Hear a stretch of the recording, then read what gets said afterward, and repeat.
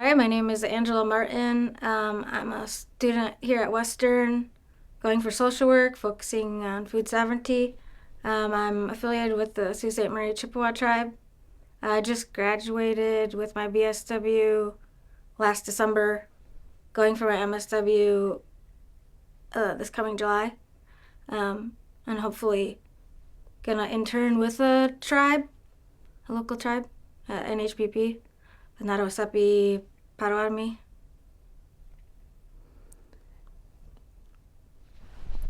Um, where did you grow up? Here in Michigan, or? Yeah, I grew up in Allegan. Um, my dad, he grew up in Sault Ste. Marie, where my tribe is located. Actually, he grew up in St. Ignace, but my grandpa is from the Sioux. So my grandpa got a job um, in Grand Rapids, and then they moved to Allegan after that. So your affiliation to St. Marie, have you always been attached? My dad talked about it a little, but my grandpa, he died when I was 5, and that was more of the connection was there, and but he, was trying to just be white passing during that time to, you know, with the history of natives, he just wanted to kind of be white. And so my dad didn't really grow up with a lot of, traditions or going to powwows or anything. I kind of got more interested in that when I got older because my dad talked a little bit about it, but it's been a connection with me and my dad lately because I've kind of, got him more involved in Indigenous stuff through NASO and everything. So it's been a really nice connection for us. That's good. Can you talk a little more about your community? Do you mentioned your dad? Um, were you just with your dad, or do you have relations with your mother? Um, I have a relationship with my mom, but well, my dad is my native side, Mm-hmm. so I guess that's why I'm speaking more of it. But my mom, yeah, she's not really affiliated with tribal, any tribal nations or anything. But and I've just been close with my dad, honestly. So Did you live with both of them, or you yeah, just yeah, okay? I grew up in Allegan, um, and actually, well, on my mom's side, my grandma always was kind of a gardener, and I don't know. I grew up in an area that was all in nature, and I think that kind of helped. There's 40 acres where I grew up, so I think that helped me to like be outside and kind of connect with that native background more. Just because I feel lucky that I was able to have access to like be able to play in the woods a lot and instead of the city. So I think that definitely helped. Um, I want to say, like, what was it like for you as a kid understanding your native history, but also not being really too much a part of it, given your grandfather passing? Mm. Yeah, I remember it was really traumatic. Like when my dad or grandpa died, I was about 5, and I just remember kind of always wondering more about him. And my dad like didn't really talk about him a lot. My aunt, I was really connected with one of my aunts because she was more involved or like just seemed more interested in her cultural, where she came from. So I just remember going in her basement and she would always have like a bunch. She would make dream catchers and just native things that I thought was really cool, and that made me more interested because I just remember thinking the stuff she made was so cool, and I was like, I want to learn how to do this stuff. That was pretty sweet. Um,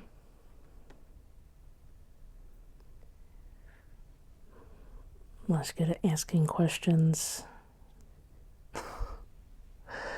Um, what was, I don't know if this is basically asking the same thing, but what was it like growing up in Allegan?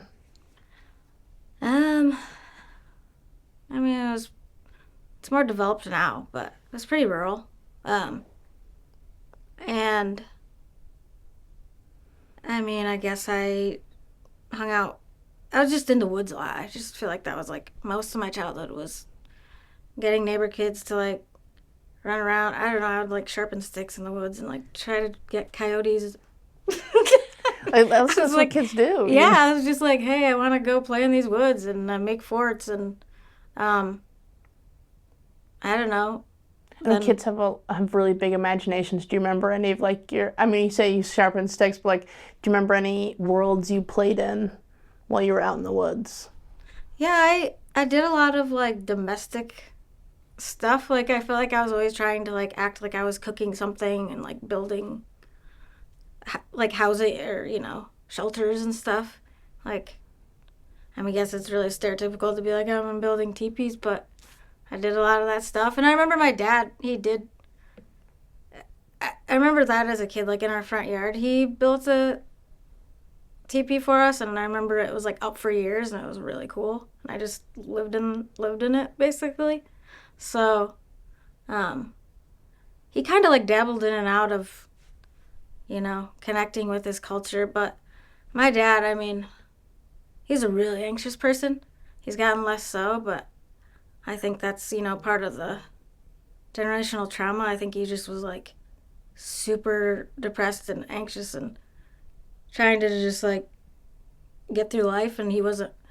I feel like his mind wasn't able to really connect with this stuff till he got older and like truly connect because he was just seemed like he was battling a lot of anxiety for a long time. Um, so it's nice to see him kind of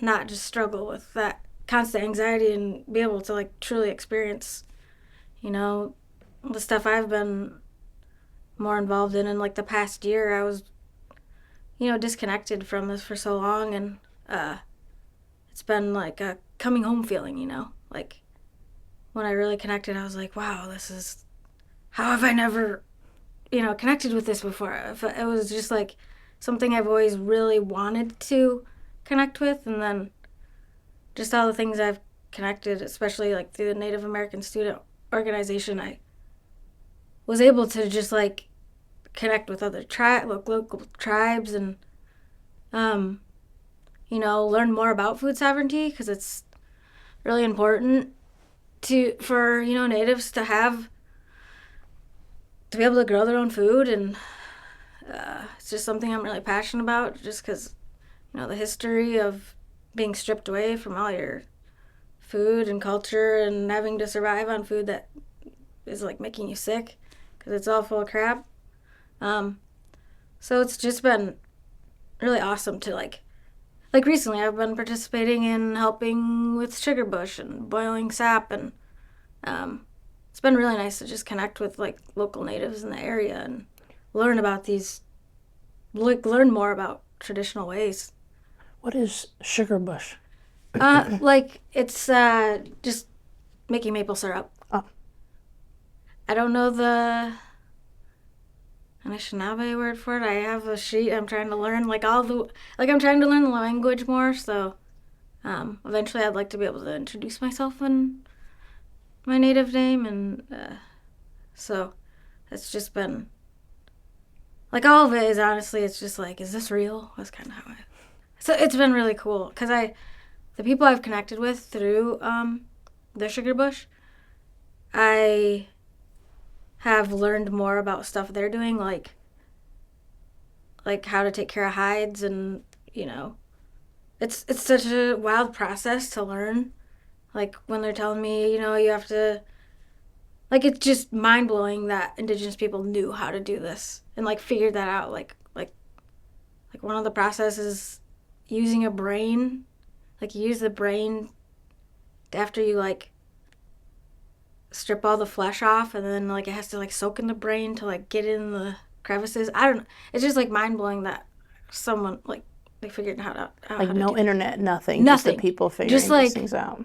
knowing. There's like an inner knowing, and I've noticed myself getting closer to that just by getting more involved in those sort of things. Like it's it's yeah, just been really amazing.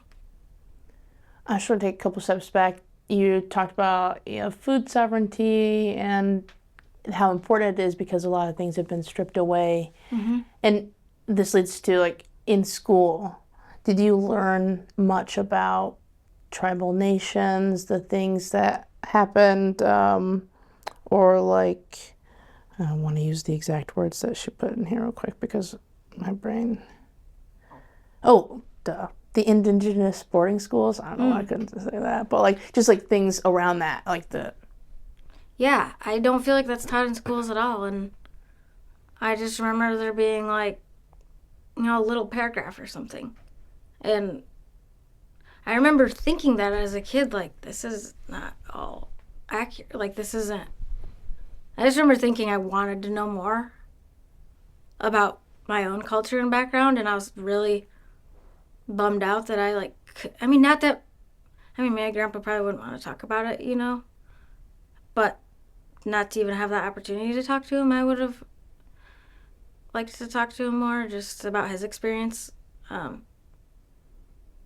so this has given me the opportunity to connect more with I've been finding family members through uh, like we did a Dreamcatcher workshop that I happened to be like relatives with the woman leading it, and I was like, what? I have this relative that I didn't even know about, and my dad's been like finding more people that live in the Sioux. So How does it feel to kind of randomly come upon these individuals that you have like familial relations with that you just didn't know?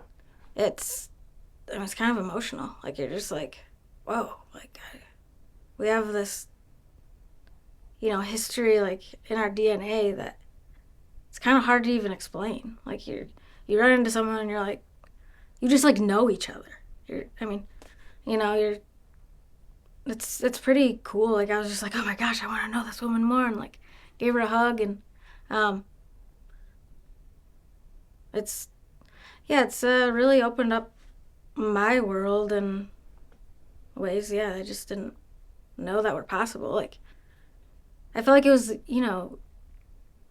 never gonna. I don't know. It was like didn't believe that it could be real to actually connect with your roots. And I mean, honestly, I struggled so much with the white, looking so like the white passing whatever looking not how I should, and I think that really kind of got in my way a lot of times. Like feeling like I don't want to feel like I'm some phony trying to be some, like claim something that isn't real. But I had to get that out of my head to really be able to like fully experience things. And I've gotten through that more than, I mean, when I first started, I feel like it was like the imposter syndrome was really bad. And then now I'm just like, sometimes it comes to my head, but I'm like, whatever, I'm doing where I need to be, what I need to be doing.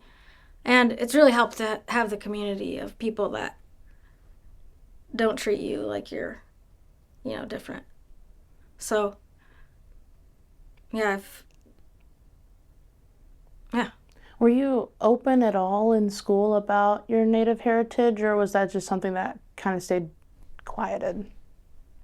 I remember not, not really. I wasn't really open about it. I didn't really know enough. Like it was like, yeah, I just felt like it was not talked about enough in my family. Like I found little things here and there, like through my aunt or um, my one of my uncles, like talked a little bit about it, but I just didn't feel like I knew enough. Who's been kind of the most inspiring to you in your journey? Definitely D. Sherwood. Like I wouldn't be here in this spot right now without her. And it's been like I know she's done that for other students too, because she just like throws you in. And I was resistant at first. I'm like, I don't know. I'm more of a quieter person, but have a lot of passion. I tend to I've always kind of like done art by myself or things more alone. But she kind of like pushed me out in that community because I had an internship with her, and it was the best experience of my life. Like, she got me involved in NASO and meeting other awesome people that I just, yeah, it's been, I am very grateful for her. And this is adds to like how's your experience with NASO impacted your life, your personal life, professional life, growth? Um, yeah, it's just, I mean, like, bringing me back to my roots and what I feel like I've always cared about. Like, I've always cared about taking care of the earth, um, food. Like, we have so much abundance of food that we just don't seem to like appreciate like as a society. So just having this indigenous these indigenous roots have just really connected me that on a level by connecting with other people in the community like deeper than I ever thought. Like I've always, went in the woods and have always been a curious person and like want to know what foods are actually edible. And I've been learning from other indigenous people in the community that know the native names of food, know like I've went on walks with them and I'm just like, this is amazing. Like there's so much food out there that we can eat that it's just been really like kind of mind blowing, honestly. I didn't know. If you have it, like what's your experience trying to express these ideals to non-natives, people who probably aren't maybe as connected to Um, how, what I feel like people like when they can tell you're really passionate about something and really mean it, like from your heart. I feel like at least a lot of my friends and people I have talked to, they're just like really excited. They're just like, oh my gosh, this is awesome. Like like I can tell you're way like you found your place in the world, sort of thing, and like so that's been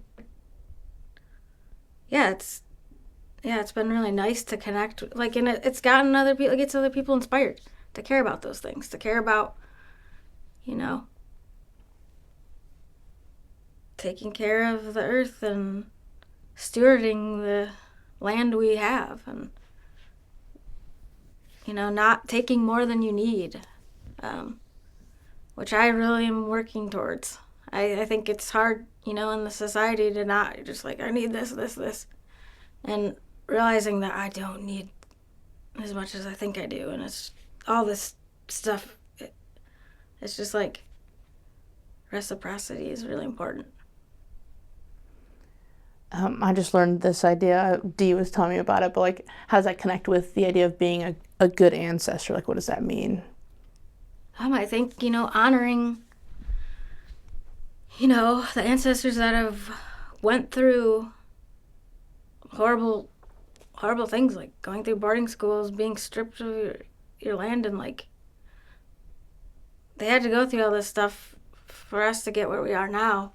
And by honoring them, we need to like pass on these traditions that they have taught us, and not and like do that without, I guess like feeling like you're taking up space or something. Because I feel like it's easy to feel that, if you're like a culture that's especially has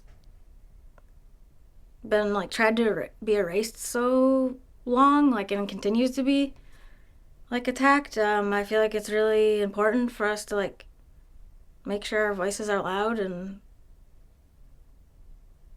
keep these traditions alive and keep this knowledge that our ancestors like with the hide.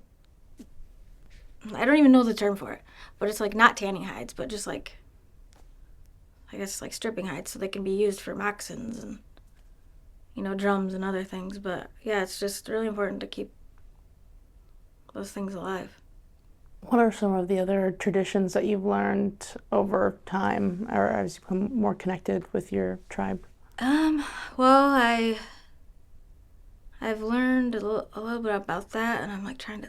I mean, I'm trying to learn more about wild rice. I know, Skylar and Naso knows a lot about that, and I have been really interested in it because um, it's delicious, and and I just like wanna.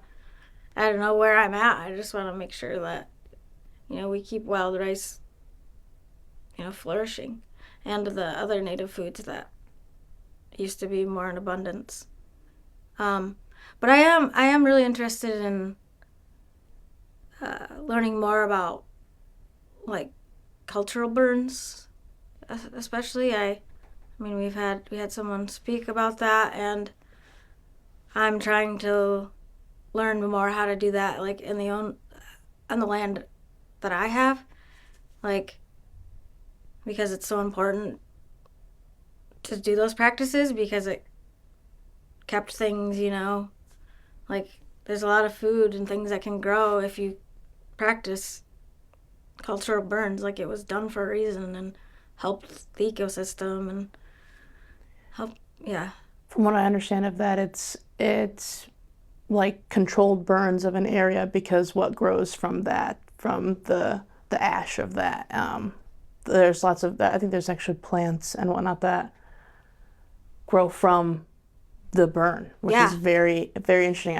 I've seen just in general a space that's been burnt and the life that comes out of that Yeah. is beautiful. Yeah, it is. And I know, well, blueberries were way more abundant in these areas, like, in Michigan and Minnesota and this area, like the Midwest, there are more blueberries because their cultural burns were practiced.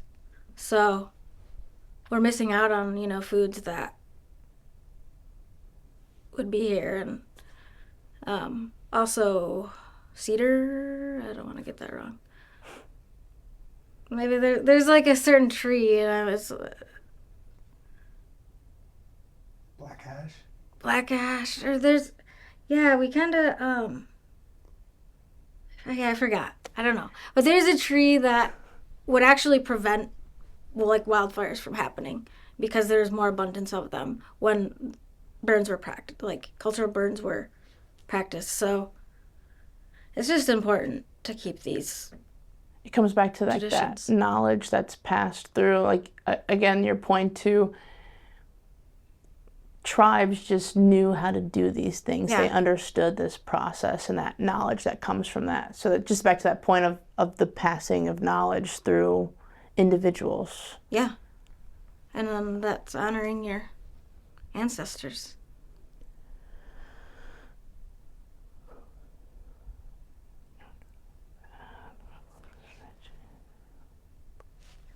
I was trying to think of some others. I mean, I feel like I'm interested in so many things right now. Right now that it's like, I want to learn this. And well, also, Holden, who I have connected with through the sugar bush. He harvests roadkill. Like there's kind of like this roadkill season where that like when it's colder out, instead of letting animals go to waste, and it's like honoring their life and making sure you're not just eating. Like it goes back to reciprocity and not taking more than you need, and we already have all these things. So I've been connecting with him a lot and learning how to, like, I'm gonna go with him next year to learn how to harvest the roadkill and then can the meat, and um, it's a lot of cool stuff to learn basically how to take care of yourself, and that's what our ancestors did. I see why that connects to your want to learn food and sovereignty to bring that power back Yeah. to individuals, your tribe, your community, the power to sustain themselves because they've been so disenfranchised by the US for so long. Yeah. Yeah, and I mean that's a big important thing too that I haven't mentioned is community. I mean, that changes your life. And I feel like, honestly, before I went back to school, I, was struggling with a lot of, depression, feeling like, I don't fit in this world. Like, what am I going to do with my life? And then, connecting with Dee and doing these things, it's like, this is exactly what I need to do with my life. But we're not really taught that these are ways especially like Indigenous people, you're not like, oh, you can go this path, and like, it's more just keep making money and making people rich, and instead of like working with your community where that is giving power to the people, and especially people that have been so like pushed down. Working as a collective. Yeah, yeah. It's been really beautiful to see how, because everyone has different gifts. And then when you're in a community, you like see all these different gifts, like, it's awesome. You're like, oh, this person knows this person knows this, and then you kind of just work together. And I mean, I'm experiencing that right now, doing the sugar bush. You kind of just, everyone just like steps in and just does what needs to be done. Working together to make the system run. Yeah. Each other. Okay. I've answered most of these questions in general. I did want to ask if you've faced any challenges or like discrimination. I know that you talked about like being white passing and your father experienced that and not being very open at all, but like as you've become more open about your culture and about your tribal relations, have you experienced any discrimination or hate? Yeah. I mean, I guess there's people that still, look at you and they're like I can feel it sometimes. Like, you're phony or something. But Do you feel that from non-tribal or tribal individuals? There's a bit of both. I mean, mostly the tribal people I've run into have been really warm and accepting, but sometimes, you get people that you can tell they kind of look at you like, I don't know if I belong here. But that's not everyone, and I understand why. Like, it's, because there are a lot of people of all different cultures that, just want to say they are something to be cool, and like, I don't know. I mean, I've experienced that. There are people say they're like 1/30th black, so they could be it's just the type of thing that to attach onto a culture, but in a not productive way that harms the collective sometimes. Yeah. So that happens. It does, and that's why I'm like, okay, I'll just show, like, all you can do is like show your actions. It's like, I'm committed. That's all. What, I know you talked about that imposter syndrome. What really, I think you've mentioned it before, but I'm just going to ask the question again. It's like, what really helped you toss that feeling away of not feeling connected because of, maybe feeling it like you're an imposter around? I think it was just the more and more I did stuff. Like, there's some things I'm like, I'm not going to go to this. I'm not going to go. I don't know. I feel weird. And then I just go. And then it gets easier and easier. So I just kept being like, this is just like this part of my brain, the self-destructive part of your brain. And you're like, I don't need to go there. So I just would like push past it. And now it's just easier to do. Like, even this, like, I was like, I don't know if I want to do this. Like, when Dee asked me, I was like, I don't know, I feel really weird. And then, but how Dee talks to me, it was like, it made me feel like, why wouldn't I? And so I'm really glad she kind of just pushed me to talk about this stuff, because I think it's important.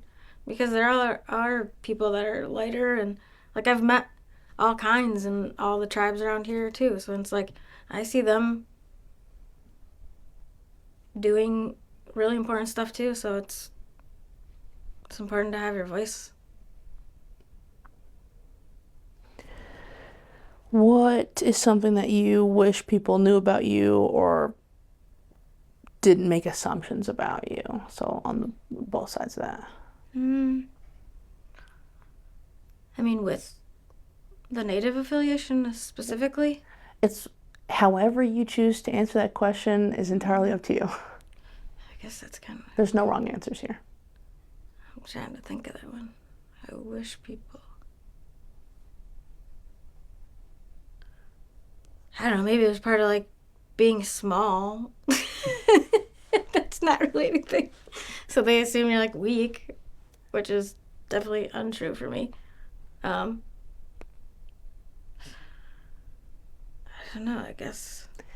You've found a lot of strength, and you talked about that you used to be a lot quieter. Where have you found this strength to not be? Yeah, I would say. Like, yeah, I guess the assumption of being shy and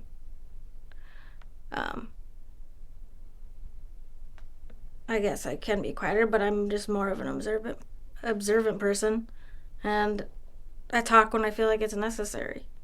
Like, I don't see anything wrong with it, 'cause sometimes I just don't want to talk to fill up space, you know? So... Not taking more than you need to. Yeah, exactly. It kind of goes back. And I just think it's part of social work mindset in a way, too. To actually just listen. Active listening. Yeah. Yeah. Yeah, like, that's a really important thing to have in this world. So, to actually listen to people. And that's how I mean, like, elders and people that have this knowledge, I want to learn from them. So I'm just like, I like to just immerse myself in something and don't necessarily need to say a lot. That's fair.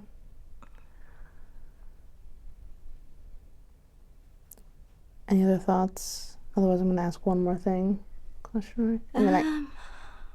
Yeah, I feel like... You said one more thing? Yeah, I'm going to ask that, I feel like, very cheesy question, which is like, what would you tell other people? Like, what would you tell other individuals that maybe are quieter or don't really know much about their culture? Maybe they're not connected to their tribal heritage, and what would you say to them?